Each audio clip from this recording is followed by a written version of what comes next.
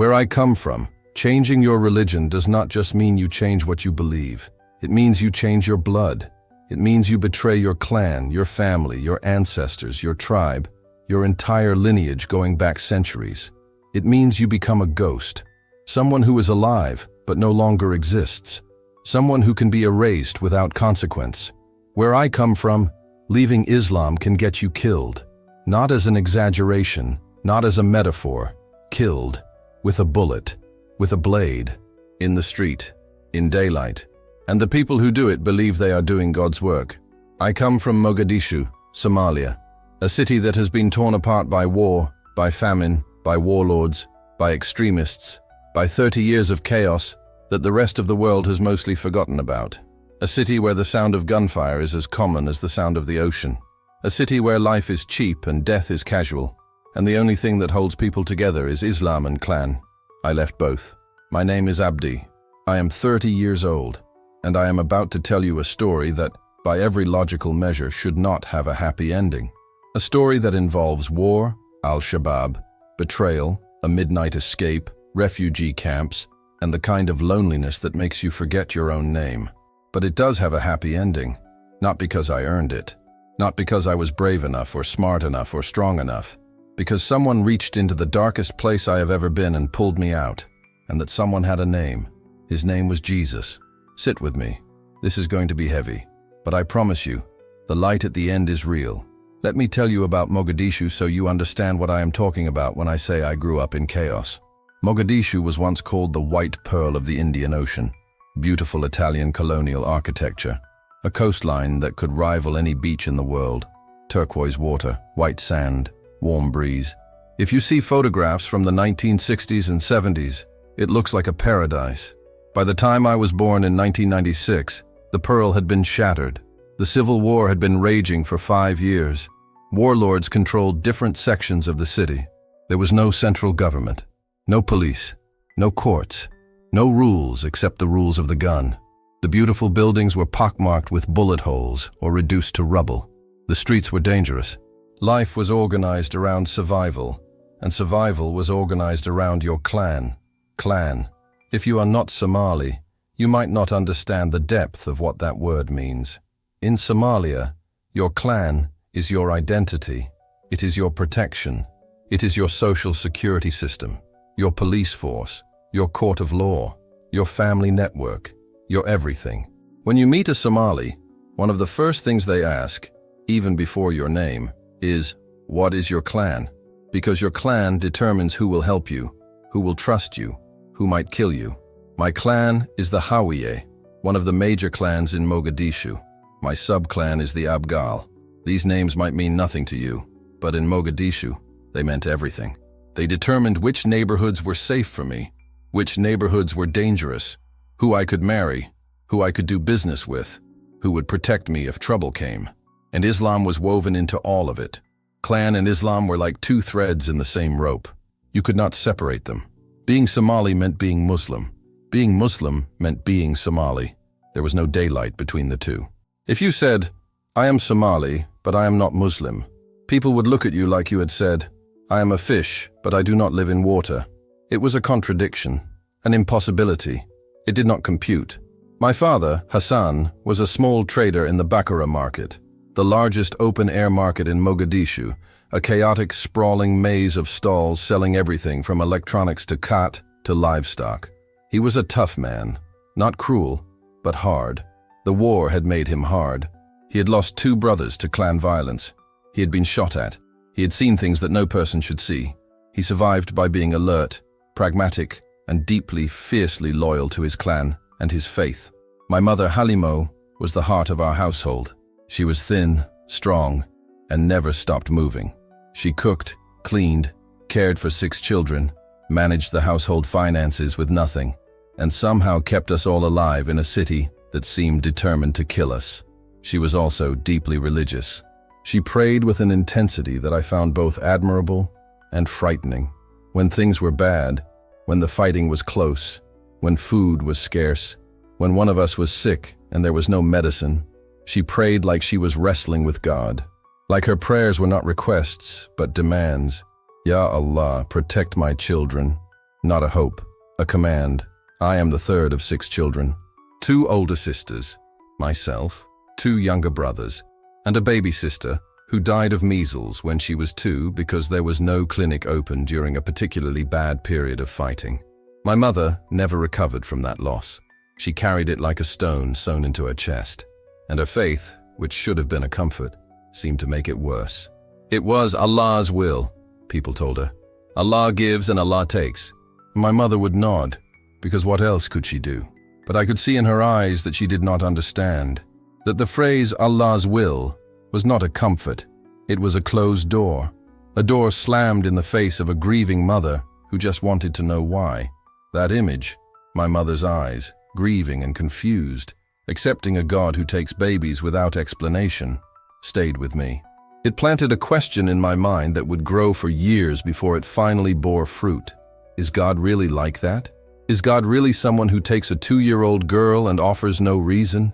It was God's will, the best that faith can offer a broken mother?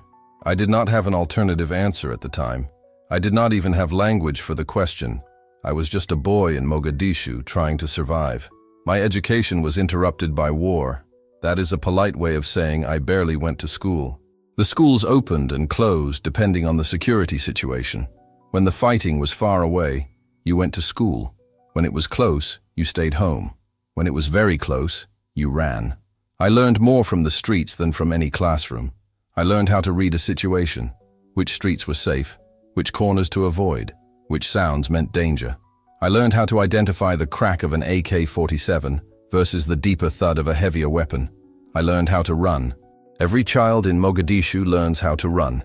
You run fast, you run low, and you do not stop until you are behind a wall. The mosque was the one constant in the chaos. No matter what was happening, fighting, famine, floods, the mosque was always there. The call to prayer went out 5 times a day, even when there was gunfire in the background. People came to pray even when they had not eaten. The mosque was shelter, community, continuity. It was the one institution that the war could not destroy. I went to the mosque every day. I memorized Quran. I learned hadith. I prayed. I fasted during Ramadan, even when food was scarce the rest of the year, which meant Ramadan fasting was less of a sacrifice and more of a routine. I did everything a young Somali Muslim was supposed to do, but the religion I was taught was not gentle. Somali Islam, influenced by the growing power of Salafi and Wahhabi movements funded by Gulf states, was strict, harsh, unforgiving. The God I was taught about was not a God of love. He was a God of rules, a God of punishment, a God who kept meticulous records of every sin and would produce them on the day of judgment like a prosecutor presenting evidence to a court. The image of God that was drilled into me as a child was this: a throne, far away, surrounded by angels, recording everything. Every thought, every word, every action. Nothing escaped his attention. And on the last day, every person would stand before this God and have their deeds weighed on a scale. If the good deeds outweighed the bad, you entered paradise. If they did not, you entered the fire. And the fire was described in graphic, horrifying detail. The boiling water, the melting skin, the tree of Zakum whose fruit burns the stomach, the chains, the darkness, the screaming that never stops. I was terrified. As a child, I lay in bed at night and imagined the fire. I tried to calculate my deeds. Had I prayed enough? Had I been good enough? Was my intention pure when I fasted? Or had I fasted partly because I was used to hunger? Did impure intention cancel the deed? The questions spiraled endlessly, and at the bottom of every spiral was the fire. This was my faith, a system of terror designed to produce obedience. And it worked. I obeyed. Not because I loved God, because I feared him. The way a prisoner fears the God, the way a mouse fears the hawk, not love, fear. When I was 16, Al-Shabaab came to our neighborhood. If you do not know what Al-Shabaab is, let me explain briefly. Al-Shabaab is an Islamist militant group affiliated with Al-Qaeda. They control large parts of southern and central Somalia. Their version of Islam is extreme, violent, and totalitarian. They impose Sharia law in the territories they control. Amputations for theft, stoning for adultery, execution for apostasy. They recruit young men, sometimes willingly, sometimes by force. They promise purpose, belonging, and a straight path to paradise through jihad. When they came to our area, things changed fast. Music was banned. Movies were banned. Football, the one joy of every Somali boy, was severely restricted. Women were forced into full niqab. Men were required to grow their beards and shorten their trousers above the ankle, as certain hadith prescribe. The already strict religious atmosphere became suffocating. They tried to recruit me. A man came to our house. He was young, maybe 22, wearing military-style clothing and carrying a Quran. He sat with my father and me and talked about the glory of jihad, about defending Islam, about paradise. He said, "A young man like Abdi has a duty to fight for Allah. The kafir are everywhere. The Americans, the Ethiopians, the apostate government. Every true Muslim must take up arms." My father, to his credit, refused. He said, "My son is not a soldier. He will serve Allah in other ways." The recruiter left, unhappy. He came back twice more. Each time my father sent him away, but I could see the fear in my father's eyes. Refusing Al-Shabaab was dangerous. People who refused had their houses burned, their businesses destroyed, their sons taken by force. We left that neighborhood shortly after, moved to a different part of Mogadishu, closer to my uncle's compound, where the clan presence was stronger and Al-Shabaab's influence was weaker. But the experience left a mark on me. For the first time, I saw Islam used as a weapon, not as a faith, a weapon, a tool for control, for recruitment, for violence. I had always known, abstractly, that people used religion for power. But seeing it up close, seeing a man with a gun and a Quran in the same hands, offering paradise with one and threatening death with the other, made the abstraction concrete, and a question formed in my mind. If this is what Islam looks like when it has power, is this really from God? I pushed the question down. You learn to push questions down in Mogadishu. Questions are luxuries. Survival comes first. But the question did not go away. It sat in the basement of my mind like a seed in dark soil, waiting for water. When I was 19, my family made the decision that hundreds of thousands of Somali families have made. We left. Not the country initially. We left Mogadishu for the relative safety of a town in the south, and from there, we eventually made our way to a refugee camp in Kenya, Dadaab, one of the largest refugee camps in the world. Dadaab. If Mogadishu was chaos, Dadaab was purgatory, a vast, flat, dusty expanse of tents and makeshift shelters, stretching as far as the eye could see, housing nearly 300,000 people, Somalis mostly, but also some Ethiopians and Sudanese, all of them running from something, all of them waiting for something, none of them sure what they were waiting for. Life in Dadaab was monotonous and dehumanizing. You waited in line for food rations, you waited in line for water, you waited in line for medical care, you waited.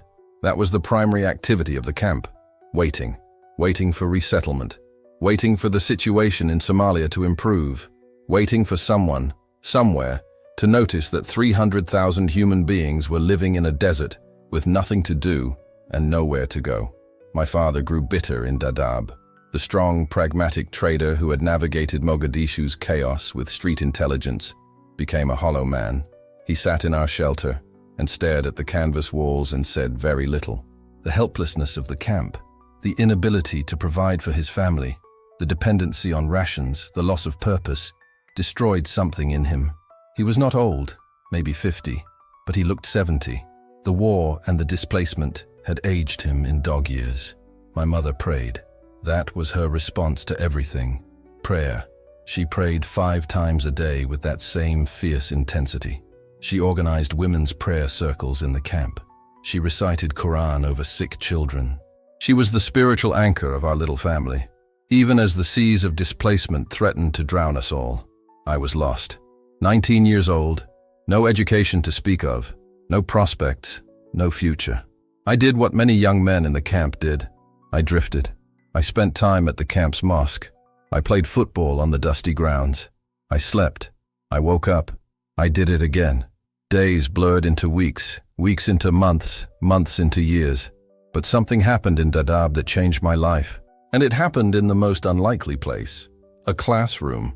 There was an NGO, a non-governmental organization, operating in the camp that offered English language classes, free classes, open to anyone.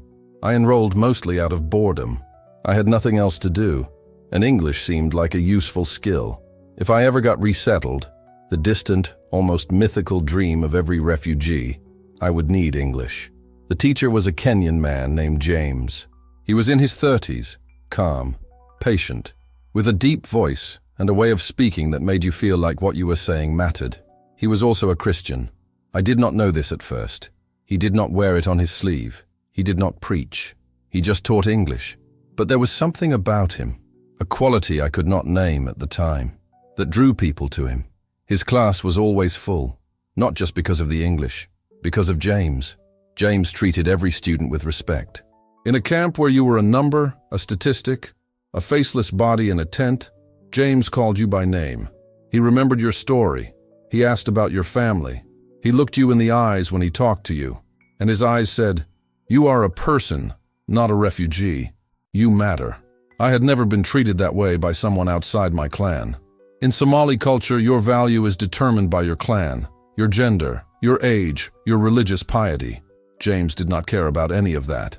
He treated the old woman from the Rahanwain clan with the same warmth he showed the young Hawiye man. He treated women with the same respect he showed men. He treated everyone as if they were valuable simply because they existed. It was strange, it was foreign, and it was magnetic. After about 6 months of English classes, James and I developed a friendship. Not a close friendship. There were boundaries, given his role and my situation, but a genuine connection. We would talk after class, sometimes for an hour, practicing English, discussing life, sharing observations about the camp. One day I asked him a question that had been building in me for months. I said, "James, why are you here? You are educated. You could work anywhere. Why are you in this camp, teaching English to refugees?" He smiled and said, "Because this is where God sent me." I was confused. "Allah sent you to teach English?" He paused, and then he said gently, "I do not use the word Allah. I am a Christian. I follow Jesus Christ. And yes, I believe God sent me here. Not to teach English specifically, but to serve people. English is just the tool." I felt an immediate tension. In my world, Christians were the enemy. Not literally. I had never met a Christian before James, but theologically. Islam taught me that Christians were misguided, that they worshipped 3 gods, that they had corrupted the message of Jesus, that they were kafir. The word kafir carried immense weight. It meant disbeliever, someone who had rejected the truth of Islam and was therefore destined for hellfire. But James did not look like a kafir. He did not look like someone destined for hellfire. He looked like the kindest man I had ever met. He looked like someone who had everything I wanted: peace, purpose, dignity. And he had it without Islam. This created a problem in my mind that I did not know how to solve. The formula I had been given was simple. Islam equals truth, equals peace. Anything outside Islam equals falsehood, equals misery. But James shattered that formula. He was outside Islam and he had peace. More peace than my father, who prayed 5 times a day and had nothing. More peace than the imam at the camp mosque, who preached obedience and looked exhausted. More peace than me. How was that possible? How could a kafir have peace? Was the formula wrong? I did not ask James these questions. Not yet. I was too afraid. But I stored them away, and they joined the other questions in the basement of my mind, and the basement was getting crowded. Over the following months, James and I continued our conversations. He never preached to me. He never criticized Islam. He never tried to convert me. He was simply himself, kind, honest, patient, joyful, and his life raised questions that his words never did. One afternoon, I finally broke. We were sitting outside the classroom after everyone had left. The sun was setting over the camp, turning the dusty landscape gold. I said, "James, I have to ask you something. Please do not be offended." He said, "Go ahead." I said, "Where does your peace come from? I need to know. Because I have been Muslim my entire life and I do not have what you have. I pray, I fast, I obey, I do everything right. And I am empty, I am miserable, I am angry, I am afraid. You are none of those things, and you are a Christian. How is that possible?" James looked at me for a long moment. Then he said, "Abdi, my peace comes from knowing that I am loved, not for what I do, for who I am. I am loved by a God who does not wait for me to be good enough. He loves me now, as I am, broken, imperfect, full of mistakes. He loves me, and that love is the source of everything. My peace, my joy, my purpose, my ability to be here in this camp and see beauty in the middle of dust. He paused. Then he said, "Do you want to know this, God?" I was shaking. My hands, my voice, my whole body was trembling. Because I knew that if I said yes, I was crossing a line that could never be uncrossed. In Mogadishu, in Somalia, in my clan, in my family, the word for what I was about to do was ridda, apostasy. And the punishment for ridda, according to the Hadith, according to Al-Shabaab, according to everyone I had ever known, was death. I said yes. I want to pause here because this moment is the hinge of my entire story. Everything before this led here. Everything after this flowed from here. The moment a young Somali man sitting in the dust of a Kenyan refugee camp said yes to a question that could get him killed. If you have ever said yes to something terrifying, something that you knew would change everything, something that there was no coming back from, you understand the weight of that word. Yes, 3 letters. The heaviest word in any language. Drop a comment below and tell me about your yes moment. And if you have not had one yet, keep watching, keep listening. Maybe your moment is closer than you think. Subscribe to this channel so you do not miss any of these stories. Let me tell you what happened after I said yes. James gave me a Bible, a small paperback Bible in English. Somali Bibles were almost impossible to find, and having one in the camp would have been extremely dangerous. But my English had improved enough over the months of classes that I could read it, slowly, with a dictionary beside me. He said, "Start with the Gospel of Mark. It is the shortest and the most direct. Read it slowly, do not rush, and when you have questions, come find me." I took the Bible back to our shelter. I hid it inside a bag of clothes at the bottom of my belongings. In a refugee camp, privacy is almost non-existent. The shelters are thin. People walk in and out. Your neighbors are inches away. Hiding a Bible was like hiding a bomb. If anyone found it, the explosion would destroy my life. I read at night. After my family was asleep, in the dim light of a small flashlight, I read the Gospel of Mark. And from the very first chapter, something in me began to shift. Jesus healed people. He touched them. In my understanding of God, the distant, recording God on the throne, God did not touch people. God sent angels. God sent books. God sent prophets. But God himself did not come down and put his hands on a leper and say, "Be clean." Jesus did. He put his hands on the sick, the blind, the broken, and he healed them. Not from a distance, not through intermediaries. Personally, physically, hands on skin, God touching human suffering. Jesus ate with sinners. This was shocking to me. In Islam, purity is central. You maintain purity through ritual washing, through avoiding impure things and people. The religious leaders, the Pharisees as Mark calls them, were obsessed with purity, just like the Al-Shabaab fighters were obsessed with their version of it. And Jesus deliberately sat down with the impure, tax collectors, prostitutes, the outcast, the rejected. He did not avoid contamination. He contaminated himself, on purpose, because he cared more about people than purity. This blew my mind. A God who chooses people over purity. A God who gets his hands dirty. A God who walks into the mess instead of standing above it and issuing instructions. And then I reached the crucifixion narrative. Mark chapter 15. The arrest, the trial, the beating, the crown of thorns, the nailing, the cross, the darkness, the cry, my God, why have you forsaken me?" I read those words, my God, why have you forsaken me?" And I stopped breathing, because those were my words. Those were the words I had wanted to scream every night in Mogadishu when the gunfire was close. The words I had wanted to scream in the camp when the boredom and the hopelessness pressed down on me like a physical weight. The words my mother should have been allowed to scream when her baby daughter died of measles, and the only comfort offered was, "It was Allah's will. Why have you forsaken me?" The deepest human cry, the cry of abandonment, the cry of the suffering. And here was God himself in the person of Jesus, crying it, not receiving it, crying it. God was not sitting on the throne, listening to our cries of abandonment from a safe distance. God was on the cross, crying the same cry, experiencing the same abandonment, entering the same darkness, a God who suffers, a God who bleeds, a God who knows what it feels like to be forsaken. This was so radically different from the God I had been taught about, the untouchable sovereign on the distant throne, that my entire framework collapsed. I closed the Bible.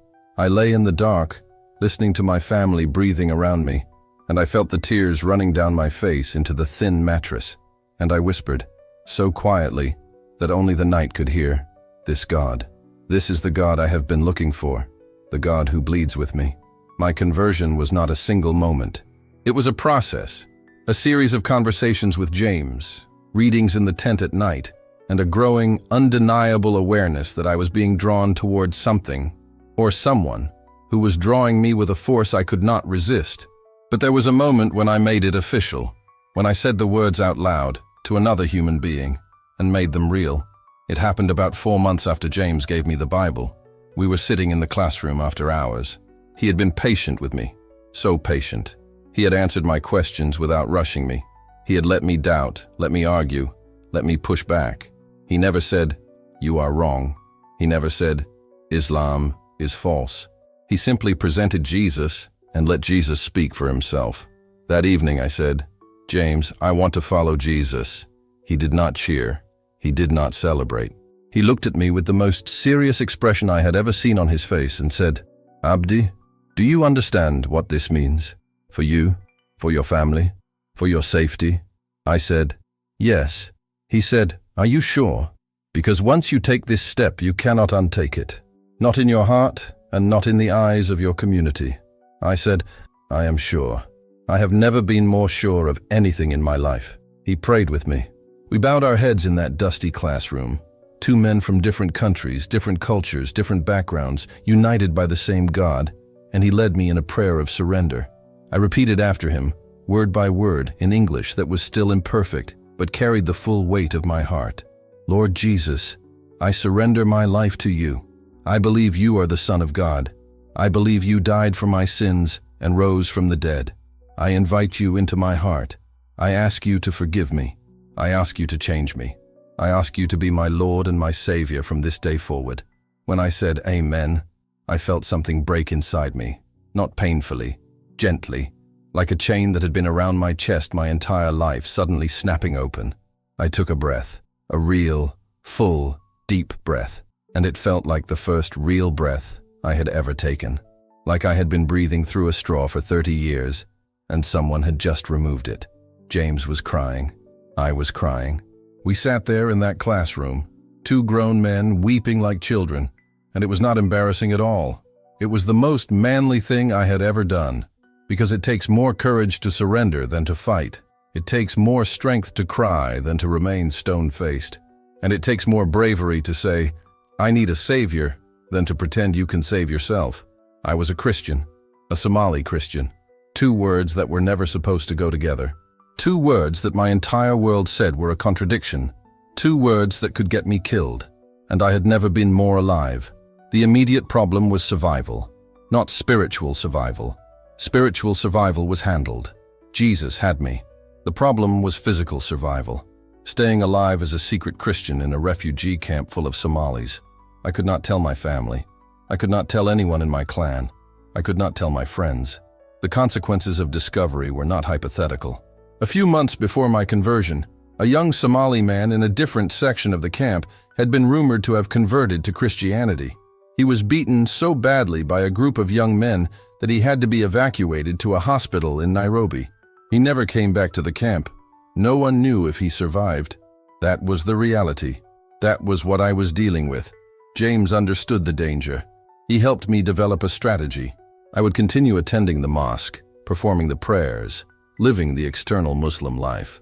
Internally, I would be Christian. James connected me with a small hidden network of Somali Christian converts in the camp. There were 5 of us. 5 out of nearly 300,000 people. We met in secret in James's classroom after hours, with the door locked. We read the Bible together. We prayed. We sang, barely above a whisper. Those meetings were the most precious hours of my week. 5 people in a locked room, worshiping the God who had found them in the middle of a desert. It was dangerous. It was beautiful. It was church. One of the 5 was a woman named Amina. She was about my age, had converted 2 years before me, and was living the same double life. She was fierce and funny and brave in a way that humbled me. She had been threatened by members of her own clan when rumors circulated that she was acting strangely, spending too much time with the NGO workers, not attending the mosque as regularly. She had deflected the suspicion with a combination of lies and charm, but the close call had left her shaken. Amina told me something that became my survival mantra. She said, "Abdi, we are like Shadrach, Meshach, and Abednego, in the furnace but not burning. The fire is all around us, but God is in the fire with us. Do not be afraid of the fire. Be aware of the presence." I held on to those words during the 18 months of double life that followed. 18 months of performing salat while praying to Jesus. 18 months of reciting Quran while my heart sang hymns. 18 months of looking over my shoulder, scanning faces for suspicion, calculating every word, every gesture, every expression for signs that the mask was slipping. It was exhausting. Mentally, physically, spiritually exhausting. There were moments when I thought I would crack, when the pressure of maintaining two identities in a confined, surveilled environment was so intense that I felt my mind bending under the weight. But God held me.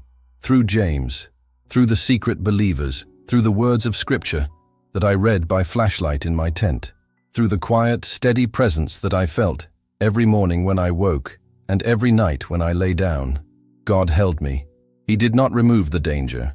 He was present in it, in the furnace, with me, just as Amina had said. The double life ended when I was 27. My younger brother Yusuf found the Bible. I had hidden it carefully, or so I thought. Inside a bag, inside another bag, buried under clothes, at the bottom of my belongings. But Yusuf, who was 22 and always borrowing my things without asking, went through my bags looking for a phone charger, and there it was. A small paperback Bible with English text and my handwritten notes in the margins. Yusuf did not confront me privately. That was not how things worked in our family, in our clan. He went straight to my father. The confrontation happened within the hour. My father, my two older sisters, and Yusuf all gathered in our shelter. My mother was not there. She was at a women's prayer circle. I walked in and saw the Bible on the ground, open, my handwriting visible in the margins. My father's face was something I will never forget. It was not anger, it was horror. The look of a man who has just been told that his son has a terminal disease. That is how he saw it. My conversion was a terminal disease, a death sentence for my soul. He said, in Somali, "Is this yours?" I said, "Yes." He said, "What is it?" I said, "A Bible, the Christian holy book." He said, "Why do you have it?" And I told the truth. For the first time, fully and completely, I told the truth. I said, "Because I am a Christian. I have been a follower of Jesus Christ for over a year. I believe he is the Son of God. I believe he died for my sins, and I believe he is the only way to God." Yusuf erupted. He lunged at me, grabbed me by the shirt, and screamed in my face. "You are kafir. You are murtad," the Arabic word for apostate. "You will burn in Jahannam. You have betrayed us. You have betrayed our clan. You have betrayed Allah." My father pulled Yusuf off me, but not gently. He did it because violence inside the family shelter would attract attention, and attention was the last thing he wanted. Because if the wider Somali community in the camp learned that his son was an apostate, the consequences for the entire family would be catastrophic. Social ostracism, shame, possible violence from extremist elements in the camp. My father's reaction was not loud. It was cold, ice cold. He looked at me with eyes that I no longer recognized, the eyes of a man looking at a stranger. And he said, "You have until tomorrow morning to leave this shelter. Take your things and go. You are not my son." My older sister, Asha, started crying. My other sister, Fardosa, looked at me with disgust. Yusuf paced back and forth, muttering prayers, as if my apostasy had contaminated the shelter and he needed to fumigate it with Quran. That night, I packed my few belongings into a bag. I waited until the early hours of the morning, when the camp was quiet. I wrote a brief note to my mother. "Mama, I love you. I am sorry. Please do not look for me." And I left it on her sleeping mat. Then I walked out of the shelter and into the dark, dusty expanse of Dadaab. I went straight to James. He was awake. I had sent him a message on a borrowed phone. He was waiting for me outside his quarters, his face creased with worry. He said, "Abdi, are you okay?" I said, "My family knows. I have to leave." James did not hesitate. He contacted the organization, the same kind of network that helps persecuted believers worldwide, and within 48 hours, I was out of Dadaab. Not through the official channels, which would have been too slow and too visible, through a network of Christians who specialize in emergency extractions of endangered converts. I was taken to Nairobi first, then eventually to a third country where I could apply for asylum as a persecuted religious minority. The journey took weeks. It was dangerous, stressful, and chaotic. But through every stage, every airport, every border crossing, every moment of uncertainty, I felt the presence. The God who bleeds with me. The God who was in the furnace. He was there. I arrived in a European country with nothing. One bag. No money, no language, no education beyond a few years of interrupted schooling and James's English classes. No contacts except the organization that had arranged my passage. No family. Nothing. I was placed in an asylum seeker reception center, a large building filled with refugees from a dozen countries, all of them waiting, all of them uncertain, all of them carrying their own stories of displacement and loss. The center was functional but grim. Shared rooms, shared bathrooms, cafeteria food that tasted like nothing, a daily routine of language classes, bureaucratic appointments, and waiting. But there was a church nearby. The organization had connected me with a local congregation that had a ministry to refugees and asylum seekers. The pastor, a tall, quiet man named Lars, came to visit me on my third day. He brought a bag of groceries, a warm jacket, and a Bible in Somali. A Bible in Somali. I held it in my hands and stared at it. I had read the Bible in English, with a dictionary, struggling through every verse. Now I was holding God's word in my own language. The language my mother sang to me in, the language of my childhood prayers, the language of my clan and my country. But now those words were speaking about Jesus, in Somali, my Somali, and the beauty of it made me weep. I read that Bible every day. It was like rediscovering the gospel for the first time. Phrases that had been opaque in English became transparent in Somali. The poetry of the Psalms, the urgency of the prophets, the tenderness of the Gospels, all of it came alive in a new way. I realized that God was not an English-speaking God, or an Arabic-speaking God, or a European God. He was a God who speaks every language, who meets every person in their own tongue, who knows the word for love in every dialect on earth. Lars and the church community became my new family. They were diverse: Europeans, Africans, Asians, Middle Easterners, other converts from Islam, other refugees, people who understood loss because they had lost things too, people who understood faith because their faith had been tested too. I started attending church every Sunday. The first few months, I sat in the back row and did not sing, not because I did not want to, because I was in shock. The openness of it, the freedom, people worshiping God out loud, without fear, without hiding, without whispering, singing at full volume, raising their hands, closing their eyes, being completely, unself-consciously present with God, in public, with their faces showing. I had worshipped in a locked room with 5 people, in whispers, in terror. Now I was in a building with 200 people, singing at full volume, in safety. The contrast was so extreme that my nervous system could not process it. I sat in the back row and trembled and cried and slowly, gradually, began to let my guard down. One Sunday, about 2 months in, I sang, just one line of a hymn I had learned in the secret meetings at Dadaab. I sang it quietly, tentatively, like a bird trying out its voice after a long winter. And the woman next to me, a middle-aged European woman I had never spoken to, looked at me and smiled, just smiled. And that smile said, "Welcome. Your voice belongs here." After that I sang every Sunday, louder each time.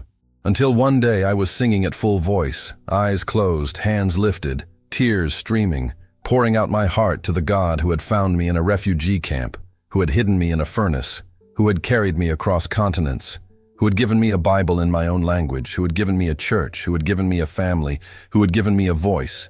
I have to pause here because this part of the story always overwhelms me. The distance between who I was and who I am. The distance between the terrified boy listening to gunfire in Mogadishu and the man singing in a church in Europe. That distance is not something I walked. It is something I was carried through, by hands that had scars on them, by a love that I did not earn and do not deserve. If you are in a refugee camp right now, if you are in a war zone, if you are in a place where hope seems like a word that belongs to other people in other countries, I want you to know that the distance between where you are and where you are meant to be is not as far as it seems. God specializes in impossible distances. He took a nation across the Red Sea. He took Jonah out of the belly of a whale. He took me out of Dadaab, and he can reach you wherever you are. Share this video. Someone in the world needs to hear this today, and subscribe to this channel. We are telling stories that the world needs to hear. 3 years have passed since I arrived in Europe. I am 30 now. Let me tell you who Abdi is today. I have asylum, legal status, a home, a small apartment, but it is mine, and it has a lock on the door and no one can come in uninvited. I have a job, not a glamorous one. I work in a warehouse, sorting packages. But it is honest work, and it pays my bills, and I am grateful for it. I am learning the local language, which is hard but coming along, more English, which is stronger now, and theology.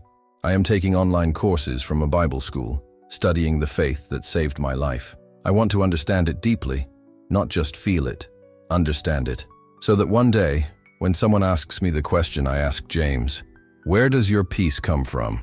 I can answer with both my heart and my mind. I have a community, the church, the Somali Fellowship Group. There are about 12 Somali Christians in my city, and we meet weekly. We cook Somali food, rice with goat meat, banana with sesame oil, anjera with sukar, and we worship in Somali, and we laugh, and we cry, and we remember where we came from, and we celebrate where we are. I play football on Saturdays with a group from the church. This might seem like a small thing to mention, but it is not small to me. In Mogadishu, football was one of the only joys of my childhood. In Dadaab, it was the only escape from monotony. And now in Europe, it is pure, uncomplicated happiness. Running on green grass, real grass, not dust, with friends who do not care about my clan or my past. Chasing a ball under a sky that is not full of smoke. It is the simplest form of freedom. And every Saturday, when I lace up my boots, I say a quiet thank you to the God who gave me legs to run and lungs to breathe and a life to enjoy. I want to tell you about a moment that happened recently because it captures something about who I am becoming. I was at a coffee shop near my apartment studying for one of my theology courses. A young man sat down at the table next to me. He was Somali. I could tell from his features and the way he carried himself. We made eye contact and he said in Somali, "Warya, are you Somali?" I said yes. We started talking. His name was Mahad. He was 22, an asylum seeker, newly arrived, alone, confused, angry. He reminded me so much of myself at that age that it made my chest ache. We talked for 2 hours about Somalia, about the camp, about the loneliness of being a refugee in a cold European country where nobody knows your language or your food or your jokes. He was bitter. He said, "What is the point of all this? I survived war, I survived the journey, and now I sit in a room and wait for papers that may never come. Where is God in this?" And I heard myself say, the words came out before I could think about them, "Mahad." I asked that exact question once, in a dusty classroom in Dadaab. And someone gave me an answer that changed everything. He looked at me. What was the answer? And I told him about James, about the God who bleeds, about Jesus. I did not preach, I did not lecture. I just told my story, the way James had told his, simply, honestly, without pressure. Mahad listened. He did not convert on the spot. Life is not that simple. But he listened. And when we parted, he said, "Can I have your number? I want to talk more." And I gave it to him, and we have been talking since. I do not know if Mahad will come to faith. That is not my job. My job is to be what James was to me, a human bridge, a person who carries the light into dark places, not by preaching, but by being, by living with peace in the middle of chaos, by loving without condition, by showing through the simple evidence of a transformed life that there is a God who does not give up on people. That is my calling. That is what I want to do with the rest of my life. Whether it is in a coffee shop, or a classroom, or a church, or wherever God sends me. I want to be a bridge. I want to be the James in someone else's story. I am in contact with James. He is still in Dadaab, still teaching English, still being the quiet, steady presence of Christ in a desert of despair. We talk on the phone every few weeks. He always asks about my faith, my health, my studies. He always ends the call with, "I am proud of you, Abdi." And every time he says it, I think of my father, who will never say those words again. And it hurts, but it also heals. Because God took a teacher in a refugee camp and turned him into the father my heart needed. My biological family has cut me off completely. My father, my mother, my brothers, my sisters, none of them will speak to me. The last information I received, through a distant relative who is sympathetic but afraid, was that my father told the community I had died. He held a funeral for me, a funeral for a living person. People came to the shelter and offered condolences and recited Quran and prayed for my soul. My own father buried me while I was still alive. I cannot describe the pain of that. I have tried, and the words are not adequate. It is a specific, unique, almost surreal pain. The pain of being grieved by people who are standing on top of your living grave. The pain of being erased from the story of your own family. The pain of knowing that your mother cried real tears at your pretend funeral, and there was nothing you could do to comfort her. But even this pain, this deep, permanent, irreducible pain, has not broken me. Because the God who bleeds with me is also the God who binds wounds. He does not remove the scar. He sits with me while I touch it. He holds me while I grieve. And he reminds me gently, persistently, lovingly, that the story is not over. That funerals are not endings in his kingdom. That the God who raised Jesus from the dead can raise anything, relationships, hopes, families, futures, from the dead. I do not know if I will ever see my family again. I hope so. I pray so. I pray for my mother every single day. I pray that she finds the God who does not just say, "It was my will," when her daughter dies of measles. I pray that she finds the God who weeps with her, the God who bleeds with her, the God who does not sit on a distant throne but kneels beside her on the floor and holds her while she cries. I pray for my father, for the man who held a funeral for his living son. I pray that one day, somehow, he will learn that the son he buried is alive, not just physically, but spiritually, more alive than he has ever been, and that the God who made him alive is available to anyone who asks, even a bitter old Somali man in a refugee camp who thinks his son is dead. I am almost done, but before I go, I want to say some things that I have been carrying for a long time. To the Somali people, my blood, my clan, I love you. I will always love you. Leaving Islam did not mean leaving my Somali identity. I am still Somali. I still speak Somali. I still eat Somali food. I still dream in Somali. I still feel the pull of the Indian Ocean when I think of Mogadishu, even though the Mogadishu I dream of is a Mogadishu that may no longer exist. Being Christian did not erase my Somaliness. It added to it. It gave me a new lens through which to see the beauty and the resilience and the courage of my people. To the young men in the camps and the cities and the villages of Somalia, the young men who are angry, who are lost, who are being recruited by Al-Shabaab or some other group that promises meaning through violence, I want to say this. There is another way. There is a meaning that does not require a gun. There is a purpose that does not require an enemy. There is a God who does not ask you to kill for him. He asks you to live for him. And living for him, truly living, with peace and purpose and love, is the most radical, the most revolutionary, the most courageous thing a young Somali man can do. To the mothers, to the Halimos of the world, the women who pray fierce prayers while the world falls apart around them, I want to say, your prayers are heard, not by a distant God who answers with, "It was my will," by a close God who weeps with you, who holds you, who sees every tear and counts it as precious. Your faith is not wasted, your strength is not unnoticed, and the answers you are looking for may come in ways you do not expect. To anyone who is afraid to question, afraid to doubt, afraid to search, afraid to leave, I want to say what James said to me all those years ago in a dusty classroom in Dadaab. Do you want to know this God? He is not far away. He is not hidden behind rituals and rules and religious performance. He is right here, in this room, watching this video with you, closer than your next breath. And he is asking, gently, patiently, with scars on his hands and love in his eyes, will you let me in? You do not have to have all the answers. I do not have all the answers. You do not have to be perfect. I am nowhere near perfect. You do not have to understand everything. I barely understand anything. All you have to do is say yes. Yes. 3 letters.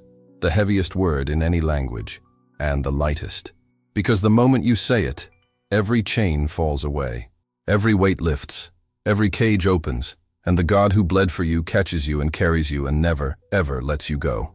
My name is Abdi Mohammed. I am 30 years old. I was born in Mogadishu, Somalia. I grew up in war. I survived Al-Shabaab. I lived in a refugee camp. I found Jesus in a dusty classroom. I was buried by my own father while I was still alive. And I am free. Free not because my circumstances are easy. They are not. Free not because I have everything I want. I do not. Free because the God who found me in the dust of Dadaab is the same God who walks with me today, in the rain and the cold and the newness of this European life. He is the God who bleeds, the God who touches, the God who eats with sinners, the God who dies for enemies, the God who rises. And he is enough. He is more than enough. He is everything. Thank you for listening to my story. I mean that from the bottom of my heart. In Somali culture, we say mahadsanid, thank you. It carries the weight of real gratitude. So mahadsanid, for your time, for your attention, for your willingness to hear the story of a Somali refugee who found God in the most unlikely place. If this story moved you, please leave a comment. Tell me where you are from. Tell me your own story if you want. Or just say, mahadsanid, back to me. Every comment tells me that this story reached someone. Share this video. There are Somali young men in camps and cities around the world who are angry and lost and being told that the only path to meaning is violence. This video is an alternative. Share it. It might save a life. And subscribe. This channel is a collection of miracles. Every story we tell is a miracle. The miracle of a life transformed by a God who does not give up on people. Your subscription helps these miracles reach more eyes and more ears and more hearts. Until next time, be brave, be free, be loved. My name is Abdi, and this is my testimony, Mahad Sanid. Thank you. God bless you.